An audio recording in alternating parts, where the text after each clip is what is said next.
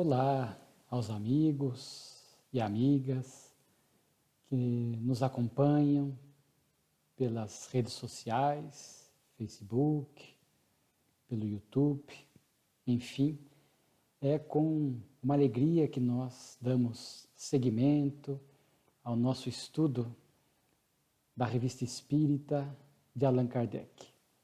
Hoje nós estaremos estudando o mês de agosto de 1858.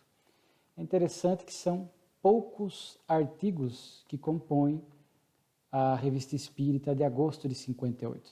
Nós nos acostumamos com 8, 9, 10 artigos até então, mas desta vez, pela extensão dos artigos, Kardec escreveu apenas 5, apenas referindo-se à quantidade. Mas vamos ver que a qualidade continua extraordinária. A pedagogia, o conhecimento, o bom senso de Kardec é algo que sempre nos impressiona. São 5 lições, conforme nós falamos. Contradição na linguagem dos espíritos, nós vamos abordar com mais intensidade, com mais tempo. A caridade, uma mensagem de São Vicente de Paulo, que nós também vamos comentar com mais tempo.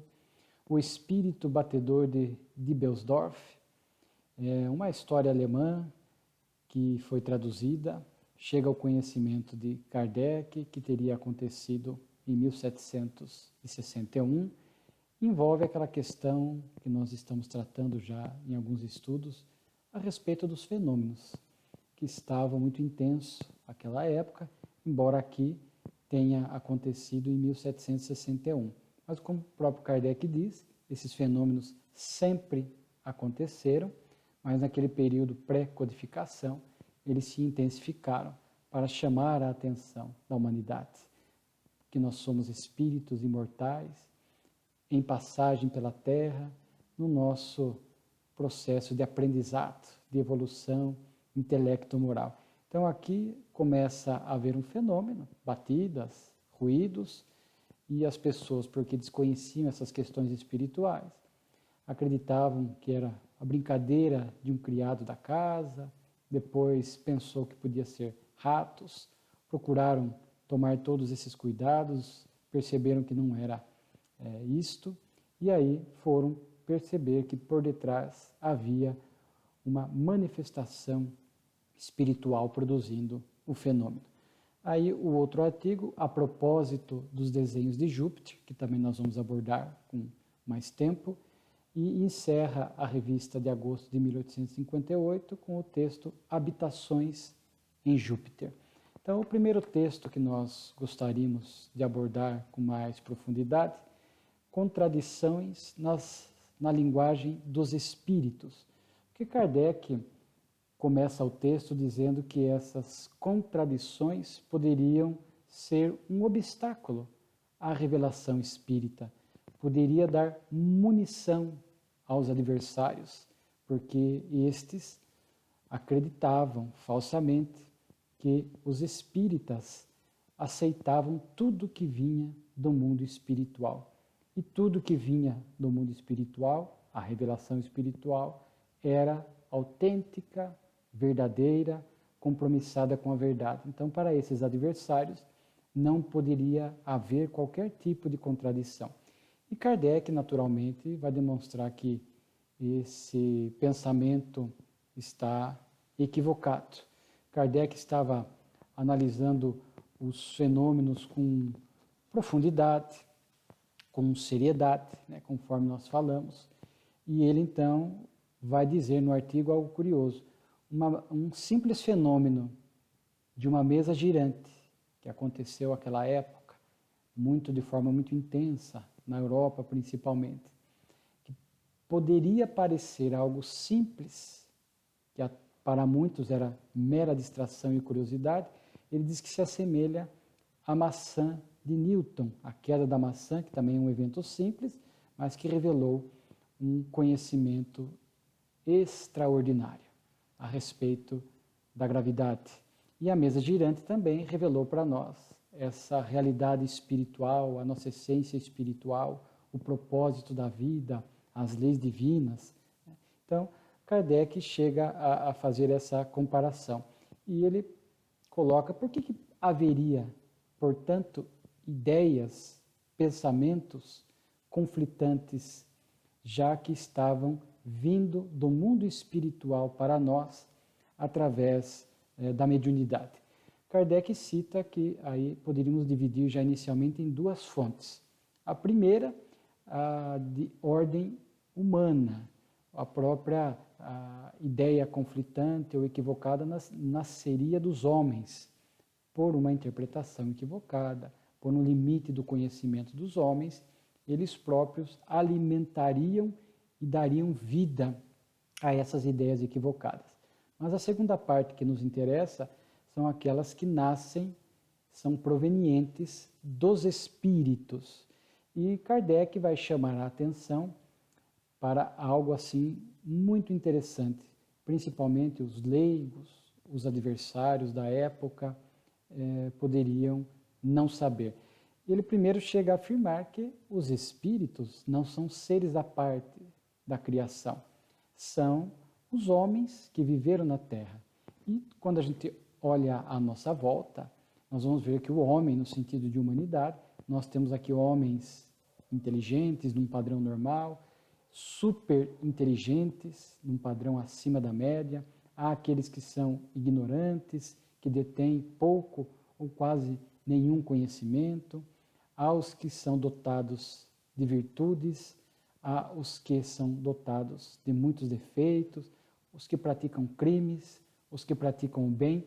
Então, quando nós olhamos à nossa volta e vemos essa diversidade intelectual e moral de criaturas humanas, e sendo os espíritos nada mais do que esses homens que desencarnam e voltam ao mundo espiritual, então nós já passamos a entender então que no mundo espiritual também existem espíritos em diferentes níveis de evolução.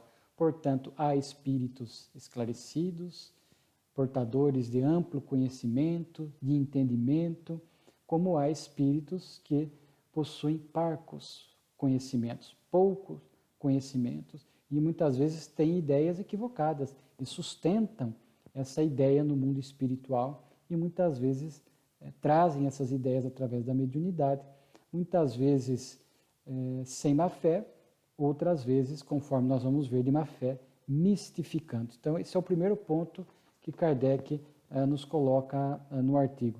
E ele vai falar também que a morte não transforma ninguém.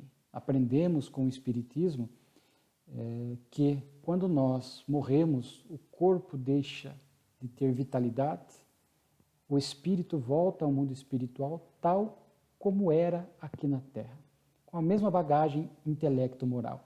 A morte não transforma homens comuns em homens sábios, homens sem virtudes em homens virtuosos. A morte não tem esse poder mágico como alguns pensam. Então, o Espiritismo nos ensina que vamos despertar lá como somos aqui. Claro que lá poderemos dar seguimento ao nosso progresso, voltaremos a reencarnar nessa perspectiva da lei do progresso, que ela é permanente em nosso processo evolutivo. Então, a morte não faz essa transformação. E lembramos, já estudamos a questão da escala evolutiva, a chamada escala espírita, que está em O Livro dos Espíritos, questão 100 a 113, mas que foi trazida de forma mais completa na Revista Espírita, que nós já estudamos.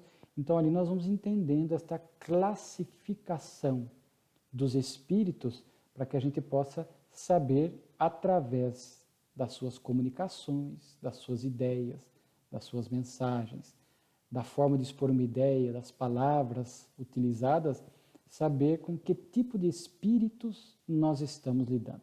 Então, ao saber dessa diversidade de evolução entre os espíritos, isto já requer de nós, aqueles que estamos recebendo essas mensagens do mundo espiritual, não só à época de Kardec, mas ainda hoje que a mediunidade ela está a pleno vapor, essa inteligência integração, essa interação entre o mundo físico e o mundo espiritual é uma lei da vida, segue para que a gente possa saber como avaliar essas mensagens, como identificar e saber a origem dessas contradições, para que nós possamos estar, portanto, mais alerta, a fim de que não possamos aceitar inverdades que venham do mundo espiritual. Então, ele nos remete a isso, conforme o próprio evangelista e apóstolo João já havia nos alertado no Evangelho para não acreditar em todos os espíritos, mas provar se eles são de Deus, se estão compromissados com o bem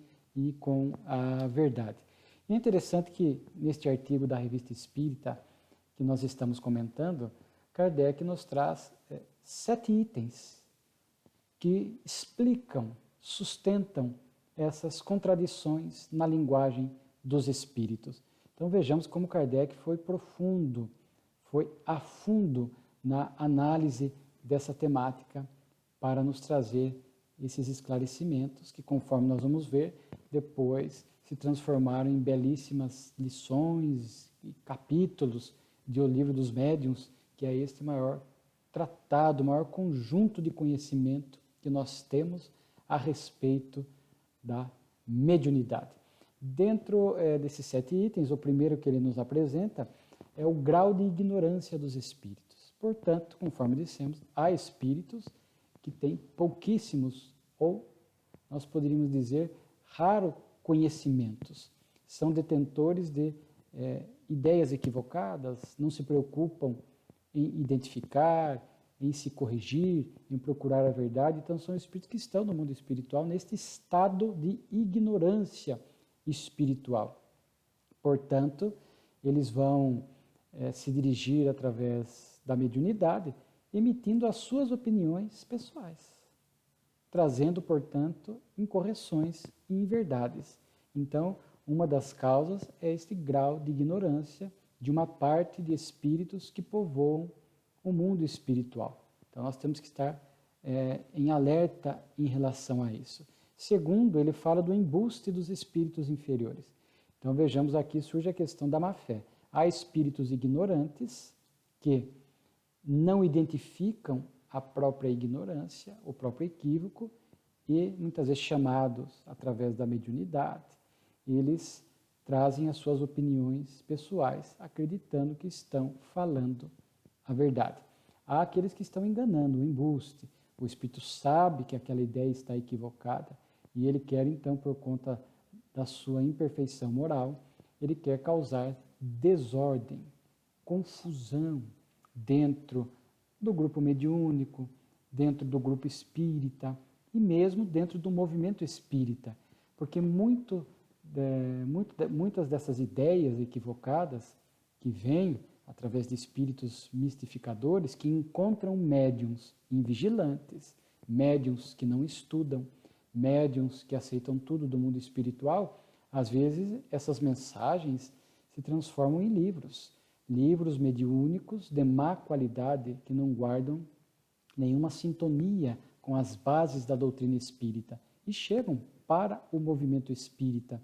E isso acaba causando, por falta de estudo, desordem, bagunça, dissensão, e naturalmente dificultando o movimento espírita, a relação entre as pessoas, gerando às vezes até disputas, inimizades. Então, existem esses que estão de má fé mistificando com este propósito, com este fito de causar desordem. Portanto, temos que tomar cuidado, seja no nosso grupo mediúnico, as mensagens que chegam, passar pelo crivo da razão, do bom senso, da universalidade dos ensinos. Nós vamos ver que o Livro dos Médiuns nos traz esta receita para que possamos estar cuidadosos para não aceitar essas inverdades que vêm do mundo espiritual. Por isso que os espíritos recomendam, se não me falha a memória, Erasto, que é preferível recusar 10 verdades do que aceitar uma mentira pelo prejuízo que ela pode causar ao indivíduo e ao movimento espírita. Kardec nos fala também a respeito das falhas do médium, que influem na comunicação. Então, a gente sabe que o médium pode alterar o pensamento. Uma parte do pensamento, grande parte do pensamento, todo o pensamento, Então nós percebemos que o médium influi. Por isso que o bom médium tem que ser um bom instrumento. Influir o mínimo possível, sempre há um grau de animismo. Para quem estuda a mediunidade, sabe disso. Sempre haverá essa porcentagem de influência do médium, mas que não seja a ponto de distorcer, de alterar a mensagem, de alterar aquilo que os espíritos superiores querem trazer para nós. Então, muitas vezes as contradições são por falha do médium que distorce o pensamento, a ideia trazida pelos espíritos. Kardec vai nos dizer aqui também no item, insistência em se obter a resposta que um espírito não quer dar e é dada por um espírito inferior. Então, às vezes o médium está obcecado por algum espírito, quer evocar algum espírito em busca de alguma resposta, e ele evoca uma vez, 2 vezes, 3 vezes, e não obtém resposta, e daqui a pouco, nessa insistência injustificável, virão espíritos inferiores, aproveitando-se da situação, respondendo à evocação, e não sendo aquele espírito evocado, trará ideias equivocadas, imperfeitas. Então, nesse afã de evocar um determinado espírito conhecido, normalmente, um espírito de projeção, nós ficamos insistindo, e por diversas razões este espírito não atende ao nosso chamado, nós vamos perceber que então espíritos inferiores vêm atender. Por isso que é uma frase, se não me falha a memória, está no Livro dos Médiuns, o próprio Kardec evoca uma pedra e ela vos responderá. Claro que a pedra não tem alma, não tem espírito, aqui é força de expressão, que quando a gente está evocando e nós estamos buscando respostas e insistimos nisso, naturalmente que espíritos inferiores virão para trazer respostas equivocadas, para causar desordens e problemas. Kardec fala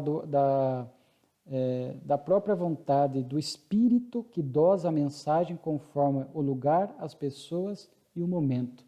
Então, às vezes, naturalmente, que o espírito, conforme as pessoas, o grau de interesse, de conhecimento do público ali presente, ele traz uma mensagem, às vezes, um pouco mais sintética, mais simples, ou uma mensagem um pouco mais robusta, mais completa, de acordo com o momento, com o grupo.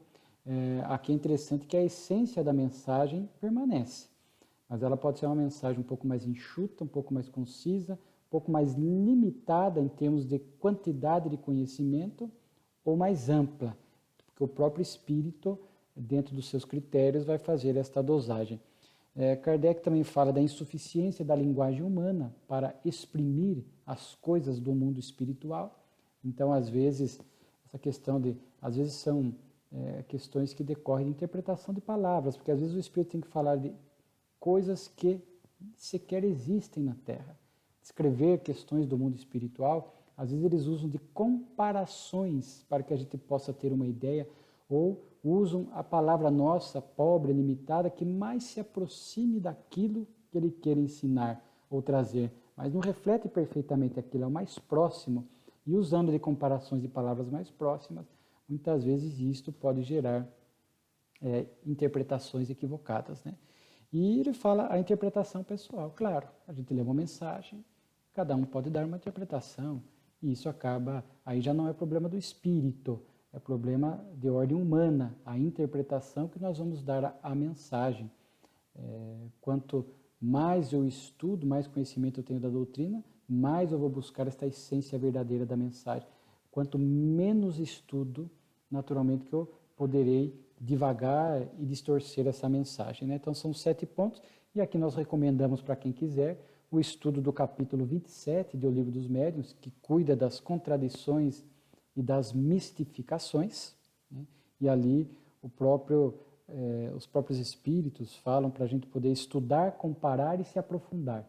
Então, quanto mais estudo, mais conhecimento da doutrina, menos nós seremos enganados pelos espíritos, menos nós distorceremos a mensagem, mais fácil nós identificaremos aquela mensagem que de fato é compromissada com a verdade, compromissada com o bem. Kardec, no Livro dos Médiuns, vai falar da linguagem usada pelos bons espíritos, pelos espíritos mistificadores, pelos espíritos que querem causar confusão. Então, o livro dos médiuns é um conjunto de ensinamentos e alertas também para que a gente possa ter condições de fazer esta seleção e ter todo este cuidado. Então, é um artigo assim bem interessante, sobretudo para aqueles que trabalham em grupos mediúnicos, com a mediunidade, mas também nós que estamos estudando, porque conforme falamos, há muitos livros ditos mediúnicos que chegam ao nosso conhecimento e a gente tem que ter todo este cuidado, esta triagem para saber separar o joio do trigo, saber o que é correto, o que é incorreto, o que é doutrinário e o que não é doutrinário. E a segunda lição que nós gostaríamos aqui de abordar diz respeito à mensagem de São Vicente de Paulo, intitulada A Caridade. Uma mensagem muito bonita. São Vicente de Paulo foi um sacerdote francês ali do século XVI, XVII, foi declarado santo pela Igreja, pelo Papa Clemente XII, foi fundador das Damas de Caridade, Congregação das Missões, Congregações Filhas da Caridade. Então a gente percebe que foi nessa reencarnação como São Vicente de Paulo, realmente o espírito ali demonstrou uma grandeza espiritual, caridoso, bom, dedicado ao bem. A gente percebe assim por uma rápida leitura da sua biografia, uma pessoa que cuidou dos pobres, teve cuidado com os presos, com os enfermos, com o próximo, procurou ajudar e a servir a todos que estavam à sua volta necessitando de apoio material, de apoio moral. Então era um espírito, é um espírito que tem muita autoridade moral para nos escrever a respeito da caridade. E é um texto bonito, destacamos aqui alguns pontos só para as nossas reflexões, onde São Vicente de Paulo aqui fala para sede bons e caridosos, eis a chave do céu. Né? Que céu que ele está falando? Naturalmente que esse céu interior, porque nós vamos aprendendo com o Espiritismo que céu e inferno são estados da alma, este estado de ventura, de céu, de alegria, de paz, ou de tormentos, de inferno interior, aonde nós estamos, no corpo ou fora do corpo, no cenário terrestre ou no cenário espiritual, na vida espiritual, que é a verdadeira, nós levamos essas paisagens íntimas que nós vamos construindo. E este céu que ele fala é a chave do céu, é a chave do céu interior, a chave da plenitude, da nossa alegria de viver e de servir. Então, quando a gente se propõe a ser bom e caridoso para com o próximo, nós vamos construindo dia a dia este céu interior, esta alegria, esta motivação que nos dá força para seguir adiante. É o bem que vai nos dar força para seguir adiante, para enfrentar as dificuldades existenciais que fazem parte da vida aqui na Terra. É o bem que realmente vai nos permitir essa sintonia com os bons espíritos, com as boas energias, os bons fluidos, a fim de que nos sintamos sempre fortalecidos, recuperados de um desgaste físico, a fim de que possamos seguir na nossa caminhada. Então é a chave do céu. Quem não sentiu o coração pulsar e uma alegria íntima ao praticar uma obra de caridade? É verdade. Nós que já tivemos a oportunidade do exercício da caridade, ainda que seja pequenino, porque assim vai crescendo, é gradativo, nós vamos treinando, vamos ampliando. Quando a gente pode ajudar alguém, nós sentimos essas emoções superiores. As emoções são essas reações fisiológicas do corpo, o coração pulsa mais rápido, sentimos uma alegria tomar conta de nós, percebendo o quanto vale a pena continuar praticando o bem. Ele diz assim, as dores devem ser buscadas em seus redutos, ou seja, a caridade tem que ser ativa. Nós não podemos apenas ficar parados, indiferentes, esperando que alguém nos aborde, alguém venha pedir ajuda. Quando nós vamos, claro que numa circunstância como essa, alguém nos aborda, nos interpela e a gente pratica uma caridade material moral, é muito bem-vinda, é um bom exemplo, mas nós temos que ir além disso. Nós não podemos esperar que as pessoas venham nos pedir, nós temos que ir nos redutos, ir aos locais onde estão as pessoas em sofrimento, material, moral. Portanto, estamos sendo estamos sendo proativos no bem, conforme nós já comentamos em outros estudos. Nosso olhar fica mais atento às necessidades à nossa volta, para que a gente possa sempre tomar a iniciativa, dar o passo adiante, estendendo a mão. Foi assim que Jesus nos ensinou, sempre ativo no bem, para que a gente possa ir atrás, ir de encontro àqueles que necessitam de nós, que às vezes estão mais perto do que nós imaginamos, às vezes estão em nossos lares, em nossos locais de trabalho, em nossos templos religiosos, na sociedade, no grupo de amigos, e nós temos condições de estender a caridade. E ele diz aqui muito bonito, a caridade sustenta a fé e a esperança. E aqui nós nos lembramos daquela proposta de Paulo, conforme está em suas cartas, e ele fala entre a fé, a esperança e a caridade, e a maior delas é a caridade. E São Vicente de Paulo aqui nos fala, sim, a caridade sustenta a fé, sustenta a esperança. Ele chega a dizer assim, sem caridade não há esperança de uma sorte melhor, de um futuro melhor.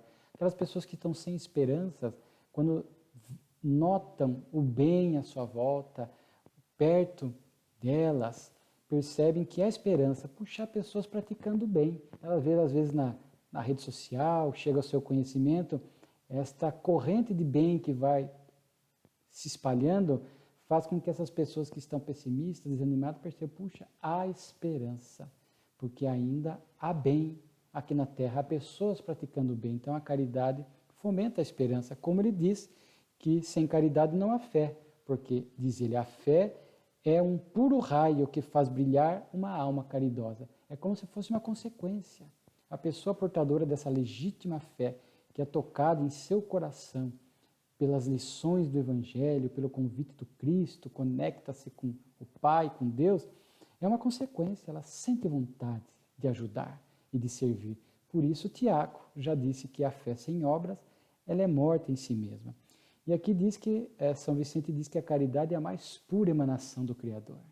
Sim, porque a caridade é o amor em ação. Então, é a mais pura emanação do Criador.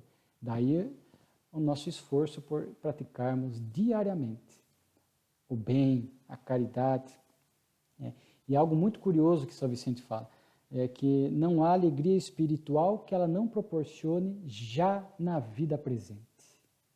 Que às vezes as pessoas, alguns acreditam que a gente pratica o bem para colher depois da morte, né, para ir para uma morada feliz depois, para uma região espiritual feliz depois. Então, há pessoas que ficam contabilizando o bem aqui para colher frutos depois, apenas. E a gente percebe que a caridade já produz frutos já produz frutos em nossa existência. À medida que nós vamos nos envolvendo com o bem, conforme ele falou, a alegria de viver, a alegria de servir, a sintonia com os bons espíritos, a vida vai ganhando sentido, nós nos fortalecemos, então percebemos que os efeitos da caridade, os efeitos do bem, já surgem de imediato em nossa vida. Não significa não ter lutas e dores, significa angariar forças para superar esses obstáculos, né? Mas os efeitos são já assim. Claro que depois também, quando nós praticamos o bem, nós vamos ver o bem pelo bem, sem ostentação, pela alegria de servir, naturalmente que depois nós vamos às regiões melhores do mundo espiritual, mas não para ficar recluso nessas regiões felizes, mas para poder também trabalhar nas regiões de sofrimento no mundo espiritual. Então, a beleza do conhecimento espírita. E ele chega até a dizer assim, não ouso falar do que fiz, porque a vida de São Vicente é uma vida rica de bons exemplos no campo do bem. Então, não ouso falar. Então, era um espírito humilde. Né? E é até interessante que Kardec insere esta lição, esta mensagem espiritual de São Vicente, saiu primeiro na Revista Espírita, né, que nós estamos estudando aqui de agosto, e depois ela foi inserida na obra O Evangelho segundo o Espiritismo, no capítulo 13, né, a mão esquerda não saiba o que faz a direita. Essa lição daí é a caridade, sem essa preocupação de exibição, de ficar postando nas redes sociais, tirando foto, mostrando para os outros que nós somos bons, que a gente faz mais para ser notado, para dar ibope, do que propriamente por sentimento, pelo ajudar. Então, não é necessariamente algo que às vezes está tocando a alma, é mais para ganhar aplausos do mundo. E quando nós praticamos a caridade, a nossa preocupação é estar de bem com a nossa consciência e aliviar o sofrimento daqueles a quem nós dirigimos a prática do bem. Né? E por fim ele fala para ler o Evangelho com interesse pessoal. Achei curiosa essa observação. Ele diz que o Evangelho não pode ser letra morta. Nós temos que buscar o Evangelho, a Boa Nova, os ensinos do Cristo, com esse interesse pessoal de aprendizado, de aplicar o Evangelho em nossas vidas, a fim de que possamos nos empenhar para a vivência da moral cristã, as virtudes exemplificadas e ensinadas por Jesus, entre elas, naturalmente, a caridade. E encerramos com o artigo Desenhos de Júpiter, né? O artigo é a propósito dos desenhos de Júpiter. Nós já falamos bastante a respeito de Júpiter, da pluralidade dos mundos habitados, mas aqui eu achei interessante porque muitos que assinaram e adquiriram a Revista Espírita receberam o desenho da casa de Mozart em Júpiter. Então Kardec comenta isso. Vejam que não é uma mera curiosidade, diz Kardec. Era o interesse pelo estudo dos fenômenos, porque o médium que recebeu Victorien Sardou, ele recebe como médium, desenha esta habitação de Mozart, e ele não sabia desenhar. Então vejamos aí a autenticidade do fenômeno. Era o espírito que trazia essa, usando da mediunidade particular, mediunidade para desenhar, usa essa faculdade do médium que não sabia desenhar e faz um desenho muito belo da morada de Mozart em Júpiter. Então, havia aí um interesse do estudo dos fenômenos para demonstrar a autenticidade dessa ação espiritual sobre o médium, que resultou nesse desenho. Eu não repito, não era mera curiosidade. E Kardec fala que também havia, ou sempre o importante é o ensino moral. Quando a gente estuda os fenômenos, a mediunidade, sempre o resultado disso tudo vai ser a nossa transformação moral, a partir do conhecimento que os espíritos nos trazem, os ensinos que esses fenômenos nos trazem. Então, quando a gente vê uma descrição de Júpiter, por exemplo, e quem quiser pode buscar a Revista Espírita do mês de agosto, vai ter lá descrições das habitações, então vai falar como são as habitações, as cidades baixas, cidades altas, os animais, os lares e as casas em Júpiter. Então, quem tem esse interesse pode buscar, porque é um artigo extenso, nós não vamos aqui descrever, já falamos um pouco de Júpiter, mas há um interesse moral, porque Júpiter é um mundo superior, é um mundo feliz. Então, quando a gente lê sobre essas harmonias de Júpiter, não há guerra, não há fome, não há doença, predomina ali só há o bem, naturalmente que isso é um convite para nós, para a gente melhorar o nosso planeta, fazer com que o planeta Terra também melhore gradativamente e a gente vá diminuindo guerras, fomes, doenças, através do quê? Da nossa transformação pessoal, do nosso exemplo. Então vejamos que uma mera leitura de Júpiter, descrevendo Júpiter, para nós é um convite e um estímulo para a nossa mudança pessoal e para que a gente possa colaborar para a melhoria do nosso planeta.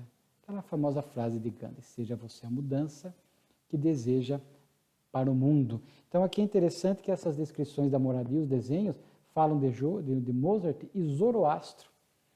São espíritos que vieram em missão aqui na Terra e diz que as moradias deles lá simbolizam as missões que eles exerceram aqui na Terra. Então Mozart, notas musicais na arquitetura da casa, Zoroastro, astros e a chama na arquitetura da casa, então simbolizando as missões que eles executaram a contento aqui na Terra. Então também é um artigo bem interessante para quem gosta de pluralidade dos mundos habitados, mas também um convite para a nossa transformação moral.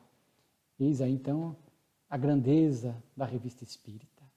Em particular, estudamos a de agosto de 1858. E na próxima semana daremos seguimento e contamos com você. Um abraço e muita paz a todos.